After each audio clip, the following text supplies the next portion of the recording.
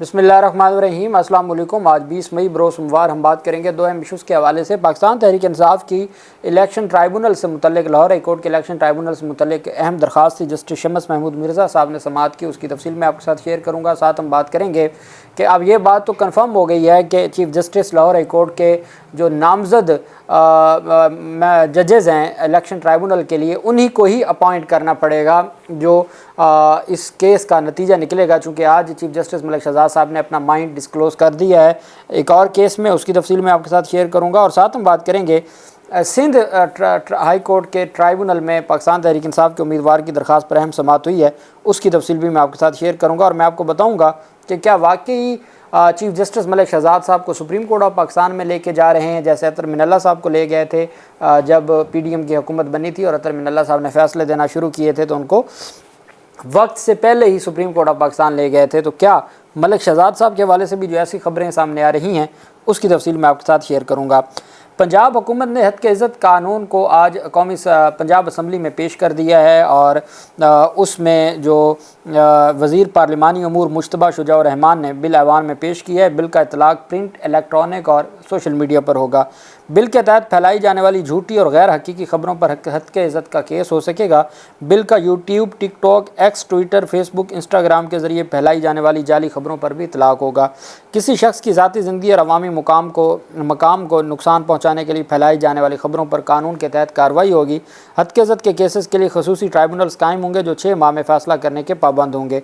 Bill के तहत 30 लाख रुपए का हर्जाना होगा। आईनी ओहदों पर मौजूद शख्सियात के खिलाफ इल्ज़ाम की सूरत में हाई कोर्ट के बेंच केस सुनने के मजाज होंगे। ख़वातीन और ख्वाजा सराओं के लिए केस के लिए कानूनी मुआवनत के लिए हुकूमती लीगल टीम की सहूलत मुयस्सर होगी। अब इसमें सबसे अहम मेरे ख्याल में तो फेक न्यूज़ के हवाले से किसी की कोई दूसरी राय ही नहीं है, होनी चाहिए कार्रवाई। लेकिन अब हालात ये बन गए हैं कि हर हुकूमती शख्सियत के ख़िलाफ़ या किसी भी महकमे के ख़िलाफ़ को बात की जाती है, उसको फ़ेक न्यूज़ ही बना दिया जाता है। अब तो ये एक फ़ैशन बन चुका है कि हर चीज़ सोशल मीडिया के खाते डाल दी जाती है। लेकिन सबसे अहम जो इसमें है वो है अदालती प्रोसीडिंग्स को बयान करना, अदालती कार्रवाई को बयान करना।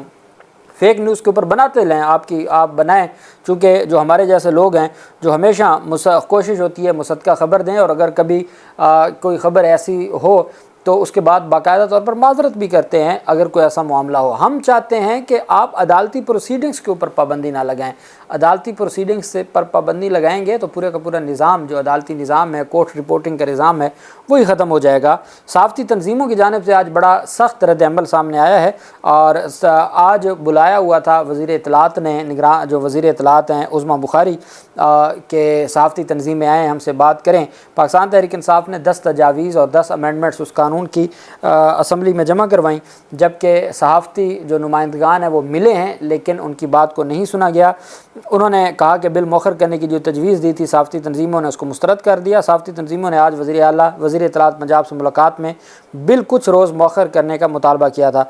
अपोजिशन ने भी हद के इज़्ज़त बिल को मुस्तरद कर दिया है और अब बाकायदा तौर पर ऐलान किया गया है साफ़ती तंजीमों की जानिब से कि वो हर सूरत आखिरी कदम तक वो उठाएंगे और हर सूरत ऐसे जो कवानीन हैं उनके ख़िलाफ़ जाएंगे। तो ये मामला अल्टीमेट अदालतों में जाएगा और अदालतों से ये चीज़ें फिर सस्पेंड हो जाएंगी। दूसरी तरफ वफाकी तहकीकाती इदारे FIA और इंटेलिजेंस अफसरान को बिजली तकसीम कार कंपनियों में तैनात करने का फ़ैसला किया गया है। बिजली कंपनियों के बोर्ड में सियासी बुनियादों पर तैनात डायरेक्टर्स को फारिग करने का फ़ैसला किया गया। ये बहुत अच्छा फ़ैसला है, चूँकि इतनी बिजली महंगी नहीं होती जितनी जो तकसीम कार कंपनियाँ ओवर बिलिंग करती हैं, जिसकी वजह से मैंने आपको बताया कि पिछले महीने का जो लाहौर में लोगों के बिल आए हैं तो वो इस बात के ऊपर सेटिस्फाई हैं कि बिजली महंगी होने के बावजूद उनके नॉर्मल बिल हैं, चूँकि ओवर बिलिंग से बचत हुई है जो FIA ने कार्रवाइयाँ की हैं। और अगर इस तरह का कोई मामला हो जाए, चूँकि ये भी एक पूरा माफिया बन चुका है। शहबाज शरीफ ने पावर डिवीज़न को अफसरान तैनात कराने की हदायत की और कहा बिजली तकसीम कार कंपनियों में मुस्तकिल डिप्टी डायरेक्टर FIA तैनात किया जाए। FIA डिप्टी डायरेक्टर कश्मीर तकसीम कार कंपनियों के करप्ट अफसरान के खिलाफ केस तैयार कराएगा। पावर डिवीज़न अहकामात पर एक्शन शुरू कर दिया है। फैसले का मकसद करप्ट अफसरान के खिलाफ घेरा तंग करना है। Additional director general FIA headquarter की सतह पर कोऑर्डिनेशन और मॉनिटरिंग करेगा।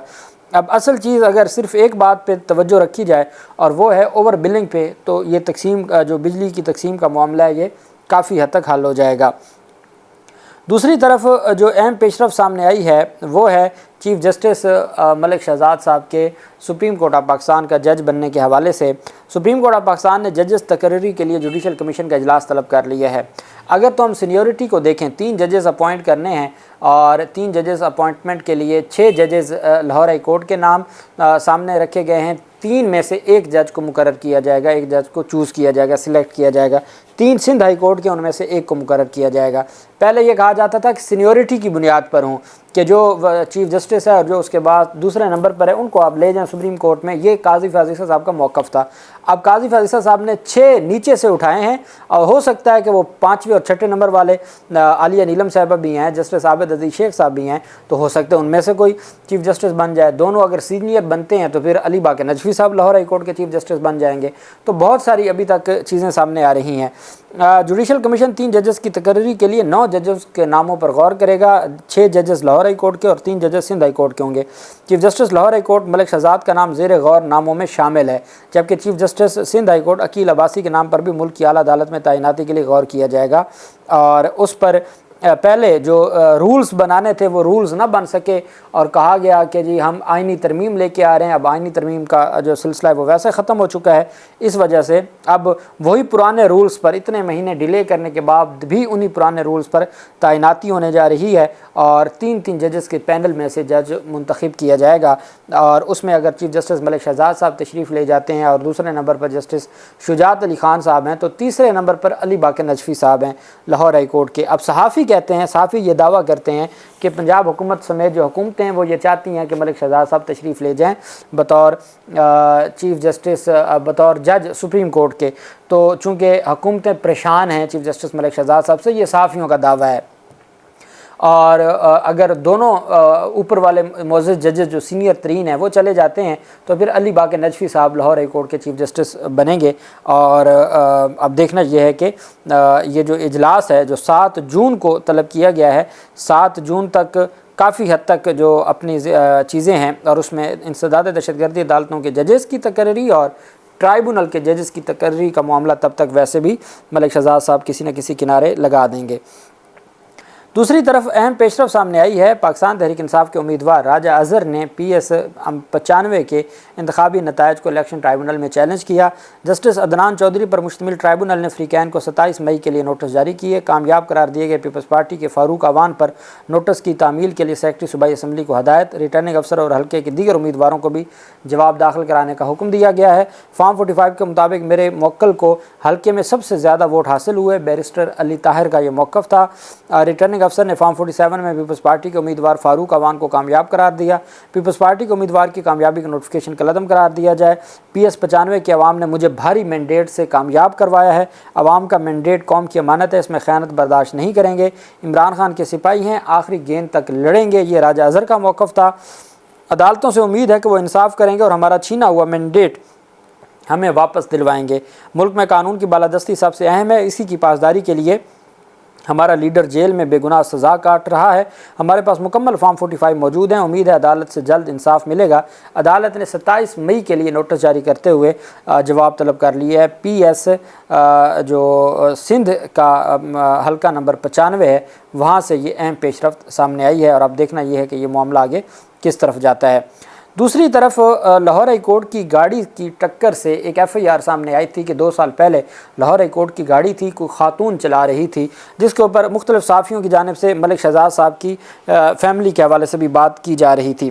خیر، تو 2 سال پرانی یہ بات ہے، اور اب اس میں تفتیش ایک دم تیز ہو گئی، اور تفتیش آگے نہ بڑھنے کے خلاف درخواست فائل ہوئی چیف جسٹس عامر فاروق صاحب کی عدالت میں۔ اس پر عدالت نے کہا کہ اب تک تفتیش کیوں نہیں مکمل ہوئی؟ تو انہوں نے کہا جی کہ ہمیں لاہور ہائی کورٹ کے رجسٹرار کو آپ کہہ دیں کہ وہ ہمیں اس گاڑی کا ریکارڈ دے۔ تو اس پر عدالت نے کہا ہم کیوں کہیں، آپ کے پاس اختیار ہے، آپ بھیجیں جو ریکارڈ نہیں دیتا۔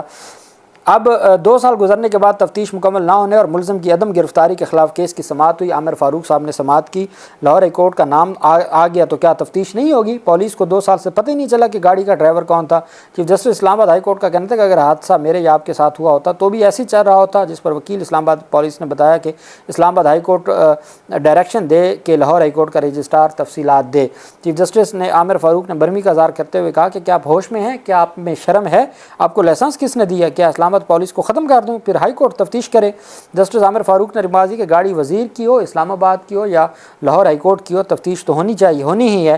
چیف جسٹس اسلام آباد ہائی کورٹ نے استفسار کیا کہ پولیس کہہ رہی ہے کہ لاہور ہائی کورٹ کی تفتیش کرنے کے لیے میں اجازت دوں؟ میں آئی جی کو طلب کرتا ہوں ہر صورت تفتیش کریں، جو بھی ذمہ داران ہیں ان کے خلاف کارروائی ہو۔ تو 22 مئی کے لیے آئی جی اسلام آباد، اس میں ایک خاتون کا نامعلوم FIR ہے، لیکن کچھ صحافیوں نے یہ دعویٰ کیا ملک شہزاد صاحب کی فیملی کے حوالے سے کہ کوئی پرانا ایک ایسا معاملہ ہے، لیکن اس کے اوپر اب چیف جسٹس عامر فاروق صاحب نے آئی جی اسلام آباد کو 22 مئی کو طلب کر لیا کہ آئیں اور بتائیں کہ اب تک آپ نے کیوں نہیں گرفتاری کی اور اب تک آپ نے اس معاملے کو آگے کیوں نہیں بڑھایا۔ اس میں قتل بسبب 322 سیکشن لگا ہوا ہے اور 279 بھی ہے جو ریش ڈرائیونگ کا، جو اور 322 قتل بسبب ہے۔ اس میں ہے تو دیت، صرف دیت ہی ہوتی ہے قتل بسبب میں۔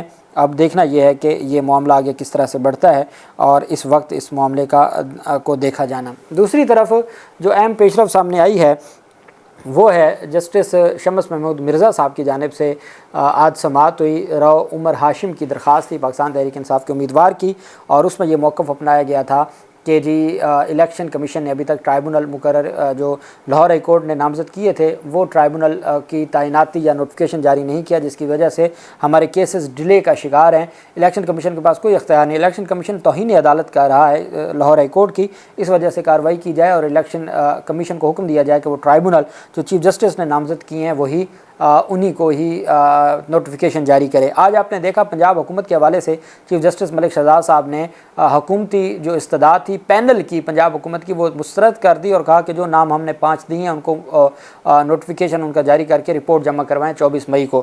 تو اب اس کا مطلب ہے کہ چیف جسٹس ملک شہزاد صاحب اس معاملے پر بھی ان کا جو مائنڈ ہے وہ کلیئر ہے کہ الیکشن کمیشن کا اختیار نہیں ہے کہ وہ پینل مانگے، جو چیف جسٹس نے نامزدگی کر دی ان کا نوٹیفیکیشن جاری کرنا یہ ذمہ داری ہے۔ ملک شمس محمود مرزا صاحب کو وکلاء نے بتایا کہ جناب اسی نوعیت کا سلمان اکرم راجہ صاحب کی درخواست پینڈنگ ہے، زیر التوا ہے شاہد کریم صاحب کے پاس، تو ہماری استدعا ہے اس کیس کو بھی شاہد کریم صاحب کے پاس آپ ریفر کر دیں، ٹرانسفر کر دیں تاکہ وہ ان دونوں کیسز کو اکٹھا سنیں۔ تو جسٹس شمس محمود مرزا صاحب نے وکلاء کی جو استدعا تھی اس کو منظور کرتے ہوئے فائل بھجوا دی ہے جسٹس شاہد کریم صاحب کی عدالت میں۔ کل جسٹس شاہد کریم صاحب سماعت کریں گے، پرسوں 23 مئی کے لیے سلمان اکرم راجہ صاحب والے معاملے پر پہلے انہوں نے نوٹس جاری کیا ہوا ہے، اور کل رو عمر ہاشم کی درخواست پر جسٹس شاہد کریم صاحب سماعت کریں گے۔ جو بھی تفصیل ہوگی میں آپ کے ساتھ شیئر کروں گا۔ اللہ پاک پاکستان کا حامی و ناصر ہو۔ بہت شکریہ، اللہ حافظ، پاکستان زندہ باد۔